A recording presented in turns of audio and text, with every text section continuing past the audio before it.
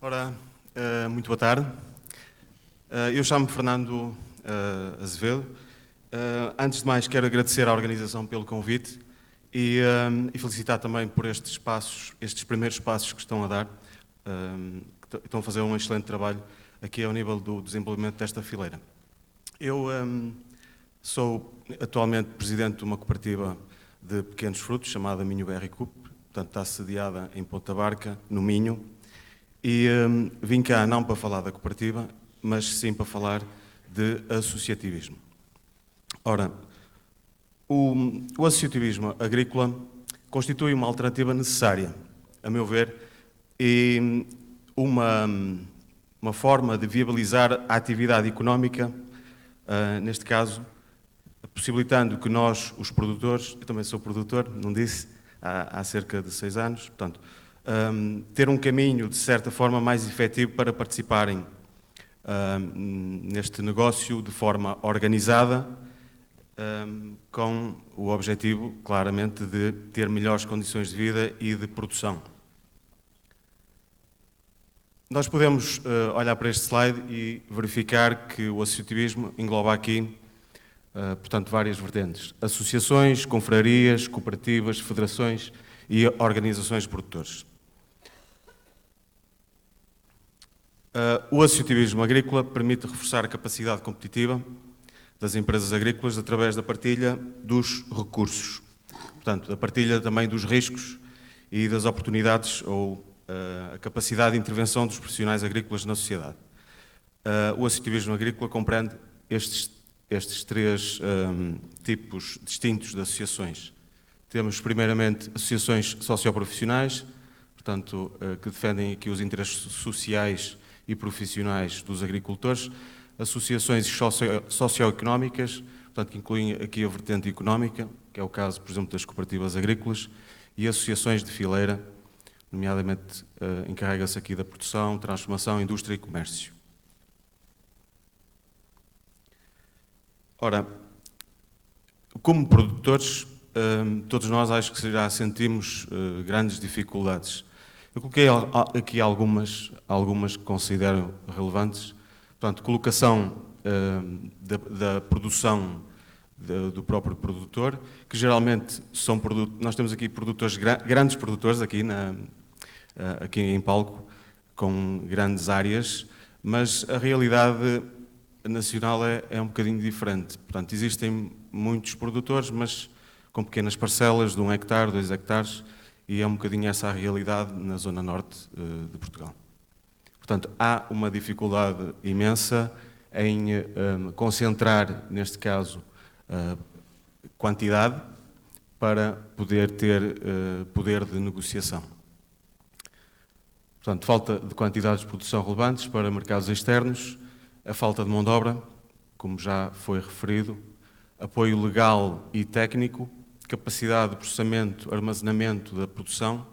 Ora, um produtor comprar uma máquina para 1 hectare, para triar, por exemplo, a fruta, para embalar a fruta, acho que é um investimento que não é de todo, portanto, rentável. Depois temos ainda também investimentos e financiamentos, que é também uma dificuldade, e a própria gestão de resíduos também já foi falada anteriormente ao início da tarde. Portanto, eu acho que o associativismo vem um bocadinho ajudar a dar resposta a estas dificuldades. Porquê? Porque os objetivos do associativismo é principalmente defender o interesse dos associados, claramente, promover aqui a oferta da produção, concentrando as produções dos associados de forma a adaptar à procura em termos de qualidade e quantidade, e, portanto, otimizar os custos de produção, estabilizar aqui também os preços de produção, garantir a aplicação de boas técnicas de produção, isto é, uniformizar um bocadinho aqui as práticas que estão a ser feitas em campo para termos um fruto uniforme, e depois também reforçar aqui a capacidade competitiva das empresas agrícolas através da partilha de recursos, através da partilha de oportunidades, através da partilha das próprias experiências, que é basicamente o que se está aqui a fazer também. Esta partilha, que é muito importante, também poderá ser feita entre outras associações ou cooperativas ou, portanto, organizações estrangeiras.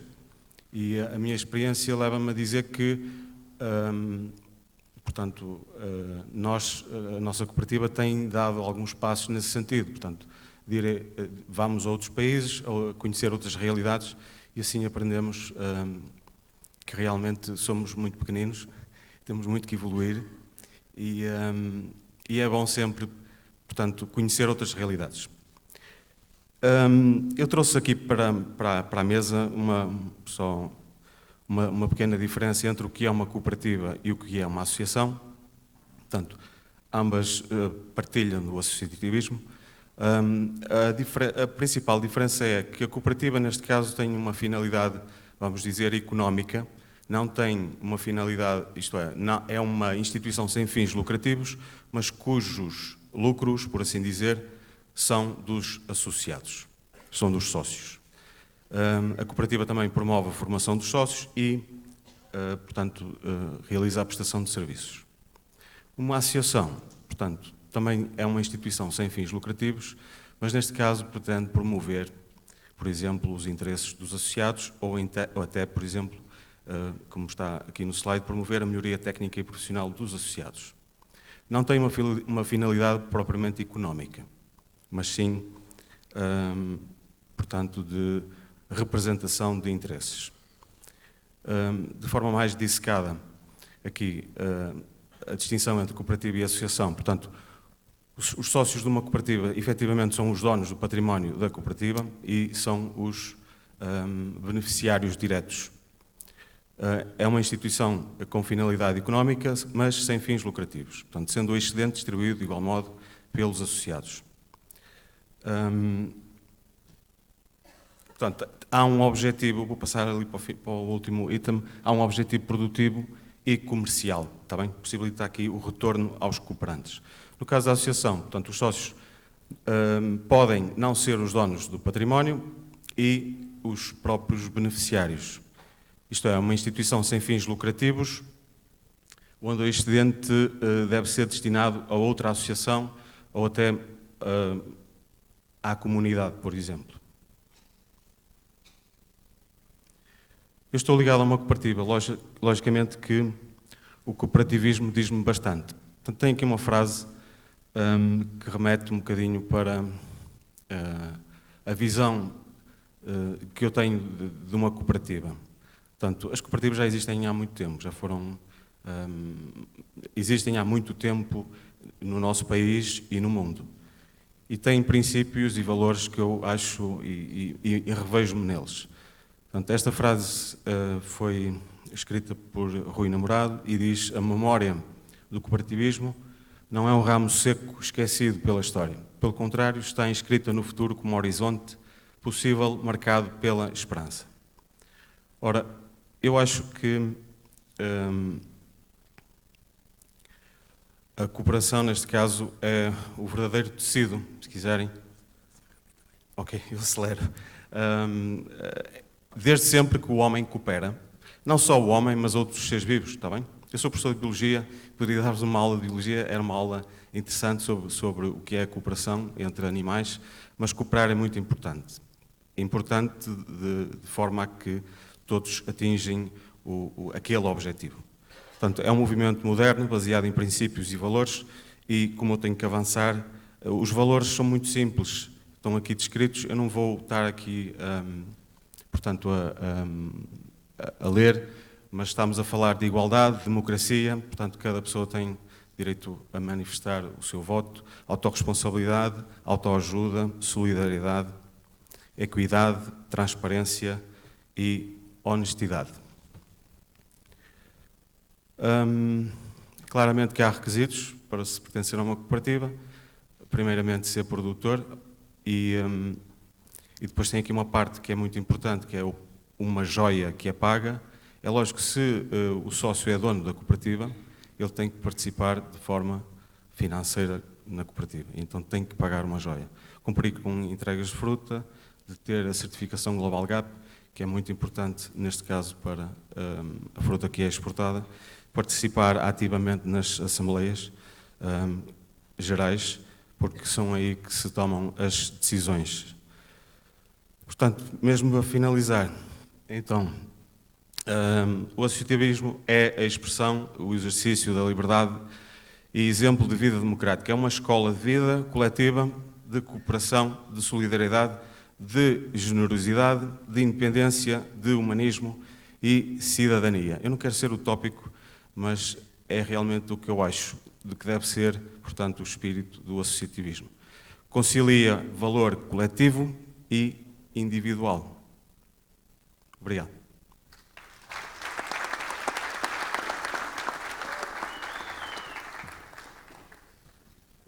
Tem a voz. Obrigado. Eu também sou defensor das cooperativas. Agora, as cooperativas partem do princípio que todos os cooperantes têm um interesse comum. E que não é fácil encontrar interesses comuns em todos os produtores de mirtilo, por várias razões. E no fundo, o que eu tenho de experiência de cooperativas é que elas funcionam mal. Eu ao fim de algum tempo, não sei quantos anos é que tem a vossa cooperativa, todos 6 anos. 6 anos, pronto, já se tem aguentado bastante tempo, porque... Obrigado. Não sei se é mais no papel, eles têm uma atividade ativa, um papel ativo na comercialização ou de... Sim. Pronto. É bom porque os cooperantes que conheço, todos dizem mal das direções e pouco tempo põem aquelas lá para fora, vão para lá outros, e aqui são maus e andamos sempre num circuito. Claro. Ou seja, toda a gente que está aqui, com certeza, e acha que é importante, porque se formos a ver a comercialização que temos feito do mirtilo, é muito mal. Nós aqui, a questão da mão de obra.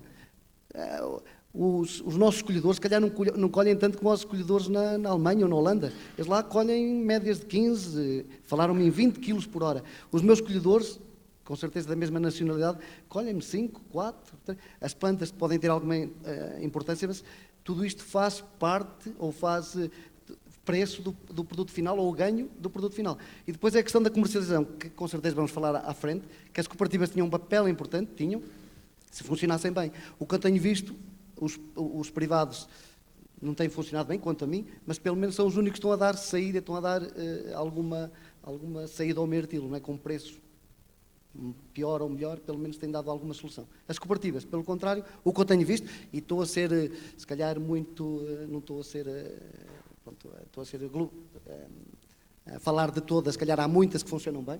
Exato. Mas as que eu conheço, infelizmente, no meu caso, não têm funcionado bem. Não sei se é a opinião de gente que está aqui, mas não tenho, e continuo a ser cooperativista e associativista, claro, e a defendê-lo. Claro. Bem, vou aqui quebrar um bocadinho a tradição e é assim. Eu sou do tempo, sou um jovem agricultor, como devem calcular, sou do tempo dos grêmios da lavoura, vieram as cooperativas a seguir e, na verdade, há uma péssima imagem das cooperativas. Há, e de facto, não é fácil pôr uma cooperativa a funcionar e admiro todos aqueles que metem mãos à obra para levar as cooperativas para a frente. E o Jorge Godinho, que assumiu aqui a cooperativa da Agroguarda, uma cooperativa que estava morta, não estava morta, mas estava desativada, pegar uma coisa desativada é muito mais difícil. E o sucesso, eu concordo que o sucesso passa pelo cooperativismo, passa por criar bons grupos e alianças, porque se não for assim, de facto, 1 hectare, 2 hectares, ou 5 hectares, ou 10, é a mesma coisa, terá a mesma dificuldade para competir com aqueles que têm 100, 200 e 500 hectares. Portanto, é um ponto muito quente e toda a nossa dinâmica e todos os nossos custos passam, de facto, por associativismo, não tenho dúvida nenhuma. Há várias espécies de associativismo, cada um deve escolher aquela que lhe interessa mais, via cooperativas, via OPs, via, sei lá, alianças estratégicas, mas é, de facto, a estratégia que nós temos para sobreviver. Ninguém tem ilusões de que o mercado do mirtilo, e o que falamos hoje aqui é exclusivamente mirtilo, só vai para a frente se houver alianças estratégicas entre nós todos. Via associação, via cooperativas, via seja o que for, mas não temos outro caminho e estamos condenados a ter que fazer isso. A mão de obra é, de facto, um problema sério, é um problema que tem um custo muito alto. Concordo e sei também de que a mão de obra é muito pouco rentável nas nossas produções. Há um ritmo de colheita muito lento comparando com aquilo que a gente vê lá fora, mas isso é o dinamismo que se vai criando e que nós vamos deixando que aconteça. Portanto, a mecanização é, sem dúvida, uma solução. Na média, grande propriedade, mas na pequena não temos hipótese de o fazer. Eu acho que nós estamos no princípio de começar a tratar problemas a sério. Como dizia o seu professor Pedro Braz de Oliveira, nós não temos dúvidas nenhumas que já passámos a etapa de saber como se faz o camalhão, como é que se planta a planta, como é que se até faz a fertarreia. Temos que começar a pensar em estratégias que nos levem para a frente e que, como eu costumo dizer, não fique ninguém para trás. Todos juntos somos fortes, individualmente não valemos nada e quando pensamos de que o pequeno não faz falta, estamos todos enganados. Portanto, a nossa responsabilidade, quer entre nós, quer social, é não deixar ficar ninguém para trás. E ajudar, interajudarmos, e a sua apresentação está fantástica, porque de facto traduz ali aquilo que é o realismo, não vale a pena estarmos a pensar de outra maneira. Eu sou daqueles que, apesar da minha juventude, que acredito de facto que é unidos que nós vamos chegar, seja onde for. Eu conheço muito bem o que é mercados globais, noutras atividades, sei muito bem o que é fazer empresas, fazê-las crescer, dar dinâmica, e também nesse segmento onde eu me meti e gosto de estar, vou já dizer, é para fazermos trabalho a sério e é para sermos globais. Tenho a certeza que a nossa fruta, os senhores universitários estavam aqui, os senhores investigadores sabem muito bem que nós temos fruta capaz de ser diferente daquela fruta que aparece no mercado vindo de outras origens, e nós temos de saber tirar a mais-valia dessa qualidade da fruta, saber tirar a mais-valia do nosso produto, porque ele tem que ser vendido pela nobreza que ele tem e não pelo preço que nos querem comprar.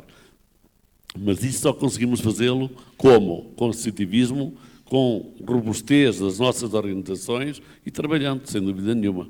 Portanto, desculpem lá o tempo que costumei, mas é a minha opinião. Obrigado.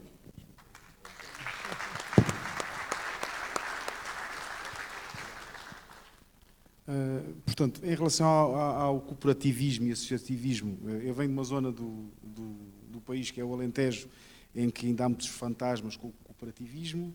Nós achamos que as cooperativas são uma coisa que hoje em dia já não são, e há que, na nossa zona, virarmos para o cooperativismo. Mas eu entendo que o cooperativismo deve ser gerido de outra forma. Deve ter gestores externos, que não sejam os produtores, e esses gestores devem ser totalmente autónomos, porque eu já fui dirigente associativo e deixei de o ser mesmo por causa disso, porque havia produtores que se tornavam dirigentes e que se beneficiavam, prejudicavam os outros, e nunca vi o cooperativismo na minha zona funcionar. Portanto, eu defendo este modelo de gestão externa, e que é a única gestão externa até de gestores de outra área, pronto, que tragam modelos novos e que não sejam totalmente independentes, e aí acredito que possa passar a ser uma alternativa à viabilidade, viabilizar estas pequenas explorações, porque, embora represente um grupo que tenha 32 hectares, é pequeno, ou seja, hoje em dia, quando se fala em 32 hectares, toda a gente fala no Chile em 1000, em 500, ou seja, há que ter noção. Em relação aqui à mão de obra, há que uma coisa que talvez as pessoas do ACT não achem muita graça, que é prémios de produtividade e essa história, valorizar uns em relação aos outros. Eu tive uma apanhadora nacional que me apanhou num dia 140 kg de mirtilos, e tive uma criatura que me apanhou 25, no mesmo dia, no mesmo talhão. Portanto, é claro que no fim da campanha não dou prémios monetários, porque depois desenvolve recibos e 1001 coisas, mas ofereço umas televisões e ofereço uns telemóveis e faço uma festinha. E eu acho que isso deve ser incentivado dessa forma. Obrigado.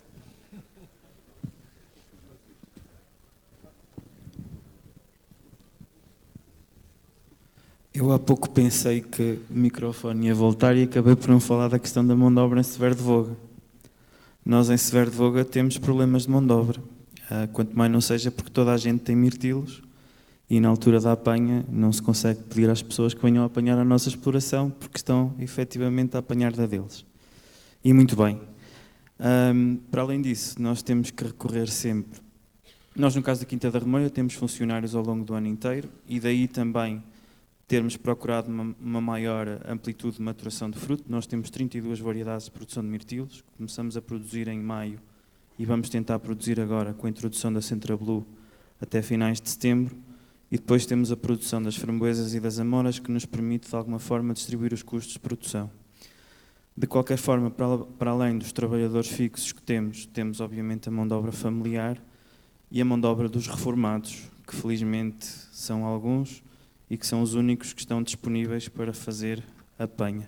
Pessoal da minha geração, não há praticamente ninguém. Queria só dizer que quando se fala em custos, em pagamento à hora de 12, 13 euros ou 15 euros na Alemanha e na Holanda, estamos a falar de países completamente diferentes dos nossos. Nomeadamente a carga fiscal que existe da Holanda não tem comparação com a carga fiscal de Severo de Voga, de Portugal. E, portanto, e com a de Severo de Voga, obviamente. Não é, aliás, é por causa disso que grandes grupos económicos têm hoje em dia sede na Holanda e não têm em Portugal. São realidades completamente diferentes. Gostaria também de dizer que estas regras todas que o ACT falou, eu fui-as conhecendo porque os funcionários, os colaboradores, sabem-nas de cor.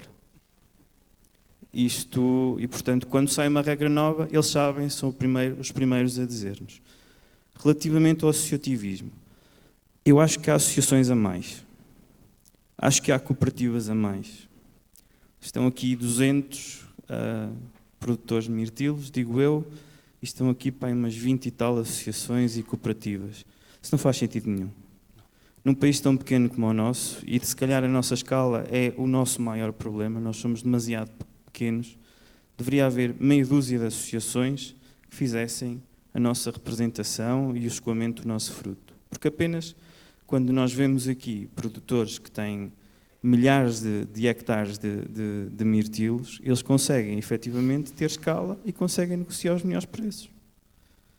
Mesmo em termos, o nosso colega Carlos Barroso falou que junto do governo deveríamos chegar, explicar a nossa situação, e eu concordo inteiramente com ele, mas vai uma associação com 30 associados que representa 40 hectares de mirtilo. Uma coisa muito diferente é chegar a uma associação que representasse 3.000 associados e representasse 5.000 hectares de mirtilos e dissesse, nós queremos assim. Vocês agora façam como entenderem. E enquanto todos os anos for criada uma associação nova e se disser, nós agora é que vamos defender os interesses dos produtores, as outras que estão para trás não os defendiam, nós é que os vamos defender. Isto não vai a lado nenhum. E todos os anos vamos estar a discutir. Este é o 9º encontro. Eu estive presente no primeiro encontro de produtores de mirtilo que houve em Amarante e na altura os temas eram os mesmos. Isto não mudou. Enquanto não houver coragem das pessoas dizer, e se calhar tem que haver uma atuação do próprio governo e dizer, não, nós a partir de agora vamos tomar conta disto, isto tem que ser melhorado. Enquanto não houver efetivamente uma associação que nos defenda, a Associação Nacional de Produtores de Mirtilo pode ser uma dessas. Espero que sim. Espero que consiga juntar e agregar todas estas fações que existem num país. Num país tão pequeno, nós num dia percorremos o país 2 vezes. E parece que estamos em continentes diferentes. Isto não faz sentido nenhum. Peço desculpa por esta minha opinião. Mas de facto tenho pena que a minha preocupação seja sempre a mesma. Vou escoar o fruto, não sei a que preço vou escoar, não sei. E eu gostava de me preocupar com a produção. Nós vimos aqui o André, eu tenho a certeza que ele sabe isto tudo, porque ele não se preocupa com a produção, com o preço a que vai ser escoado o fruto. Isso não é do departamento dele. Ele está preocupado com a produtividade por hectare. Agora, o agricultor como eu, que tem que ser produtor, tem que ser comercializador, tem que tratar dos recursos humanos, tem que tratar de tudo e mais alguma coisa, como é que eu posso ser bom em alguma coisa? São coisas a mais para uma pessoa. E as associações deveriam também explicar-nos isso e eu espero que a Associação Nacional de Produtores de Mirtilo possa ser agregadora Nós temos que ter escala, porque sem termos escala nós não conseguimos chegar a lado nenhum.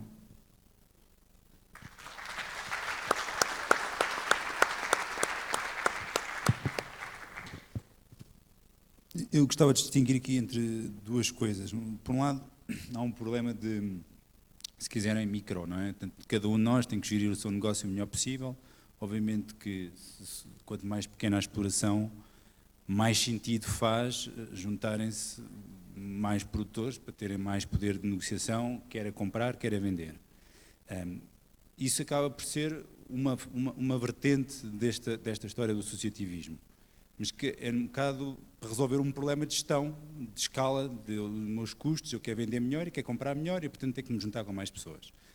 Há outro problema que tem a ver com a indústria em si, e que é o ponto que estava aqui o nosso colega também a referir, que é a representatividade da indústria aos níveis políticos, a níveis de...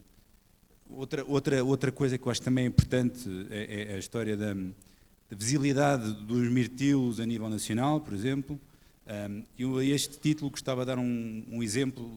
Na Polónia, onde nós temos uma conferência, a Visionagro, a Associação dos Produtores de Mirtilos da Polónia, que é uma coisa, claro, obviamente relativamente maior que a nossa, seguramente, estava a lançar uma campanha de televisão com filmes em prime time e não sei o quê, para promover o mirtilo e o consumo do mirtilo na Polónia, porque eles tinham sido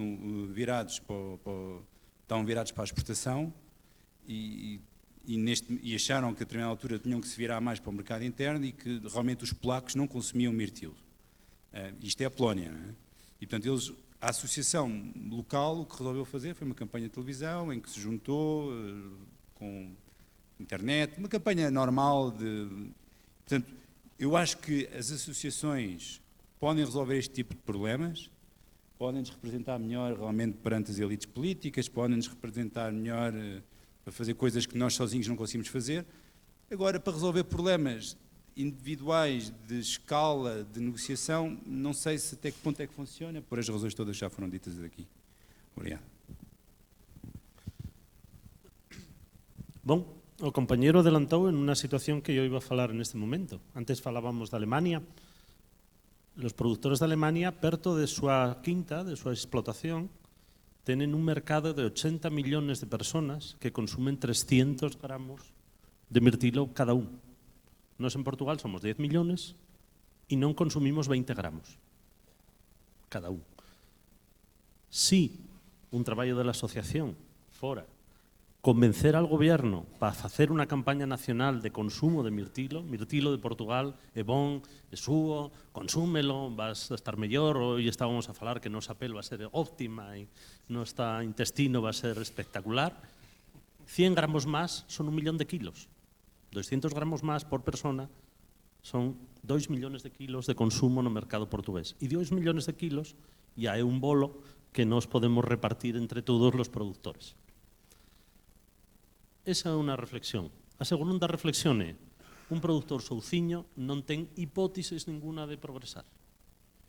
Nestes momentos o mercado da distribución a nivel mundial está cambiando. Os grandes partners, os grandes operadores, os grandes players, os grandes compradores europeos están a facer estructuras verticales en que quieren llegar al productor directamente, pero non quieren un productor de 1 hectárea ni media hectárea, porque non quieren 200 fornecedores con 400.000 facturas. Non poden. Su sistema, este é un produto de mirtilo, pero eles tenen outros 2.000 produtos en súa loxa. Entonces, esta estructura vertical está facendo que las entidades agrupadas, sean cooperativas, sean empresas, sean los players que pueden entrar en igualdad de condiciones a negociar con las grandes lojas europeas, ¿no?